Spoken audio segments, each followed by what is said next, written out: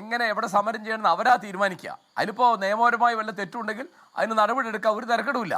അവരിപ്പോൾ വിമാനത്തിൽ കയറി എന്ന് പറയാൻ പാടില്ല എന്ന് നിയമം ഉണ്ടെങ്കിൽ അത് എടുക്കുക. അപ്പോൾ റോട്ടിൽ നിന്ന് കരിങ്കൊടി കാണിച്ചപ്പോഴും തല്ലി തല പൊളിച്ചല്ലോ.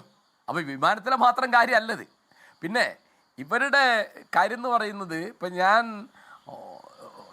ഓർമ്മിപ്പിക്കാൻ ഇഷ്ടപ്പെടുന്ന ഒരു കാര്യം, ടി.പി. ചന്ദ്രശേഖരനെ കൊല്ലാൻ പോകുന്ന കാറിൻ്റെ പിറകിൽ മാഷാ അള്ളാ എന്ന സ്റ്റിക്കർ ഒട്ടിച്ചിരുന്നു. ആ കൊന്നത് ആരാണ് എന്ന് എല്ലാവർക്കും പിന്നെ മനസ്സിലായല്ലോ. കോടതി തന്നെ പറഞ്ഞല്ലോ. കോടതി പറഞ്ഞാലും ഇവർ കേൾക്കില്ല. എന്താണ്, ഇപ്പോൾ കുഞ്ഞനന്തൻ ആ കേസിൽ പ്രതിയാണ് എന്ന് കോടതി അംഗീകരിച്ച് അദ്ദേഹത്തെ ശിക്ഷിച്ചു. അദ്ദേഹം ജയിലിൽ കിടക്കുമ്പോൾ അദ്ദേഹം മരിച്ചുപോയത്. അദ്ദേഹം കുറ്റവാളിയല്ല എന്ന് പറഞ്ഞ് ഒരു മഹാത്മാവാണ് അദ്ദേഹം എന്ന് പറഞ്ഞിട്ടാണ് പാർട്ടി അദ്ദേഹത്തെ കൊണ്ടാടിയത്. അപ്പോൾ സ്ക്രീൻഷോട്ട് 2024 അത് അന്നേ എല്ലാവർക്കും വ്യക്തമായിരുന്നു. ഇപ്പം അത് ആളെ അറസ്റ്റ് ചെയ്തു. അതിൽ നിന്നൊന്നും പഠിച്ചില്ല.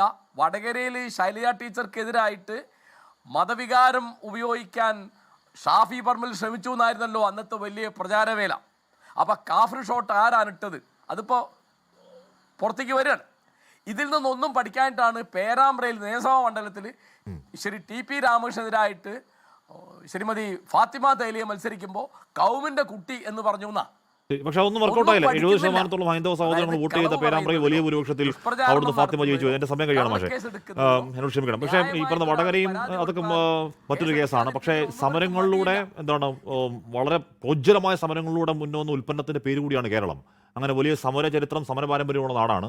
ആ സമരത്തോട് ഇത്തരത്തിൽ അധിക്ഷേപങ്ങൾ കാണിച്ചാൽ, ഇത്തരത്തിൽ അനാദരവ് കാണിച്ചാൽ, അത് LDF അല്ല UDF അല്ല, ഇപ്പോൾ ഭരിക്കുന്നവർ ആര് ഭരിക്കുന്നവരാണെങ്കിലും എന്താകും ജനം അതിനോട് പ്രതികരിക്കുക എന്നതുകൂടിയാണ് പോയ തെരഞ്ഞെടുപ്പ് ഫലം.